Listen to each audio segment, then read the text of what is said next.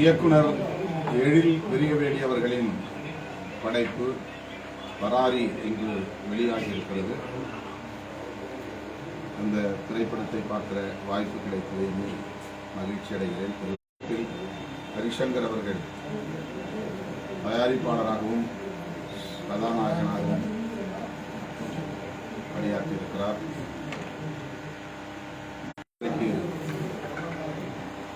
மிகவும் பொருத்தமான ஒரு காலச்சூழலில் எழில் பெரியவேடி அவர்கள் படைத்து தமிழ் சமூகத்திற்கு சொல்லப்போனால் கர்நாடக மக்களுக்கும் இதை கொடையாக அளித்திருக்கிறார். வாக்கு அரசியலுக்காக சாதி வெறியை தூண்டுவதும் இனவெறியை தூண்டுவதும் இங்கே எவ்வாறு செய்யப்படுகிறது என்பதை மிக தத்ரூபமாக காட்சிகளை படைத்திருக்கிறார். உழைக்கும் மக்களிடையே சாதியவாதம் இனவாதம் இல்லை, சாதி வெறி மதவெறி இல்லை.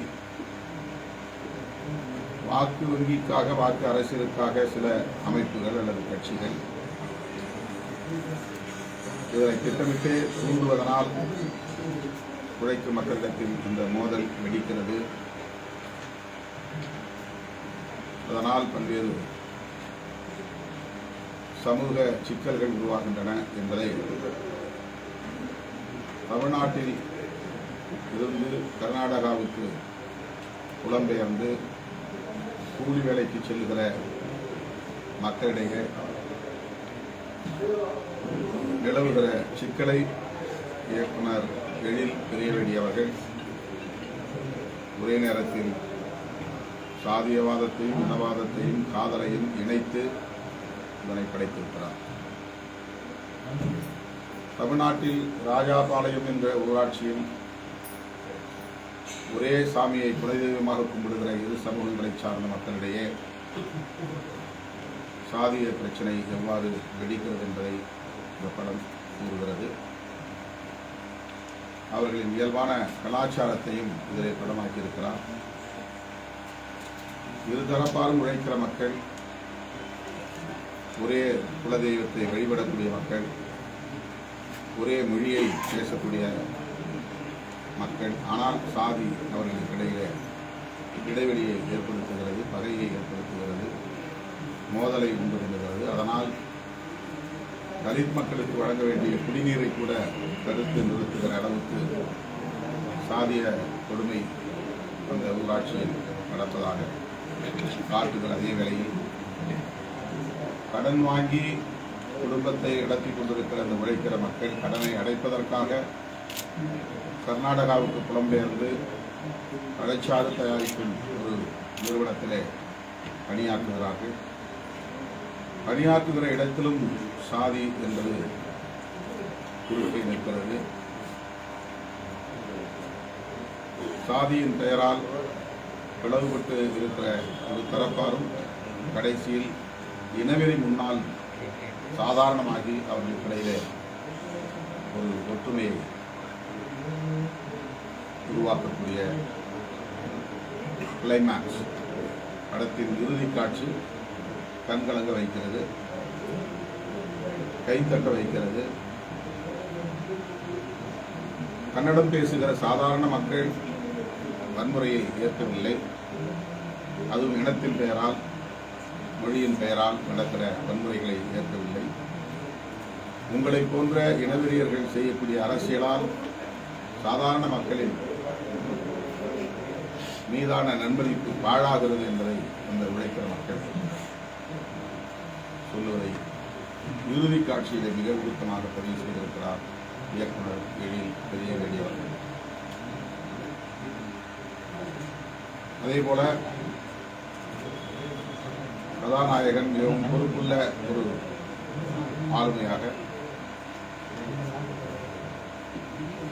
சமூகத்தில் இதனால் எந்த பிரச்சனையும் ஏற்படக்கூடாது என்பதற்காக தன்னை நேசிக்கக்கூடிய பெண்ணுக்கு அறிவுரை சொல்லக்கூடிய இடத்திலே இருந்து அவர் செயல்படுவது இயக்குனரின் சமூக பொறுப்புணர்வை வெளிப்படுத்துகிறது. பொதுவாக காதல் என்றால் மொழி, இனம் எல்லாவற்றையும் கடந்து ஆண்மை செய்யக்கூடிய ஒன்று. அந்த இடத்தில் கூட பொறுப்புணர்வோடு செயல்படக்கூடிய இளைஞர்களும் இருக்கிறார்கள். இதனால் என்ன சமூக சிக்கல்கள் உருவாகும் என்பதை உணரக்கூடிய இளைஞர்களும் இருக்கிறார்கள் என்பதை இயக்குனர் உணர்த்துகிறார். அப்படி ஒரு புதிய கோணத்தில் காதலை அவர் இந்த படத்திலே பதிவு செய்திருக்கிறார். ஊர் விட்டு ஊர் ஓடி உழைக்கக்கூடிய இந்த மக்களுக்கு இடையில் இனவெறி எந்த அளவுக்கு அவர்களை கொடுமைப்படுத்துகிறது, கொலைவெறி தாக்குதலை நடத்துகிறது என்ற இடத்தில் கதாநாயகன் நீயும் கூலி நானும் கூலி, நமக்கிடையில் ஏன் இந்த பகை,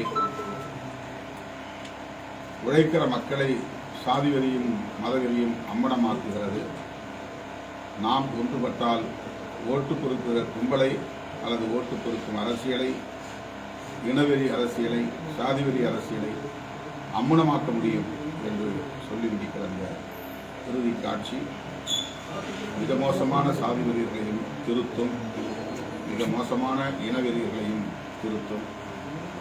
இனவாதம், சாதியவாதம் உழைக்கிற மக்களுக்கு தேவையற்றது. இப்படிப்பட்ட இனவெறியை, சாதி வெறியை தூண்டக்கூடிய அமைப்புகளை புறக்கணிக்க வேண்டும். உழைக்கிற மக்களாகவே இயல்பாக வாழ வேண்டும் என்பதை இன்றைக்கு மிகுந்த பொறுப்புணர்வோடு இயக்குனர் எழில் பெரியவேடி அவர்கள் இந்த திரைப்படத்தின் மூலம் மிகப்பெரிய வகுப்பே கொடுத்திருக்கிறார். எழில் பெரியவேடி அவர்களின் இந்த முயற்சியை நான் பாராட்டுகிறேன். அவருடைய நோக்கம் வெற்றி பெறும். இந்த திரைப்படத்தை அனைத்து தரப்பு ஜனநாயக சக்திகளும் பார்க்க வேண்டும். இது வெகுவாக மக்களிடத்தில் கொண்டு போய் சேர்க்க வேண்டும். எழில் பெரியவேடி இது போன்ற இன்னும் நிறைய சிறந்த முற்போக்கான சிந்தனைகளை கொண்ட படைப்புகளை தமிழ் தலைவருக்கு வழங்க வேண்டும், வழங்குவார் என்று நம்புகிறேன். வாழ்த்துக்கள்.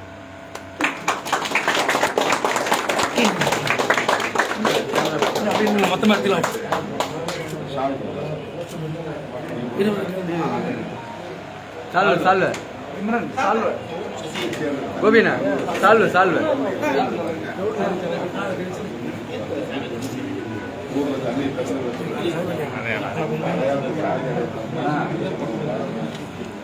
குழந்தைகள்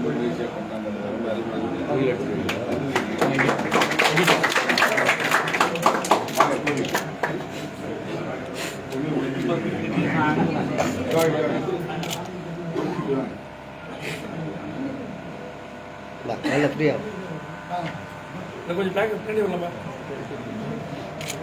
நல்லா திரும்பி தம்பி.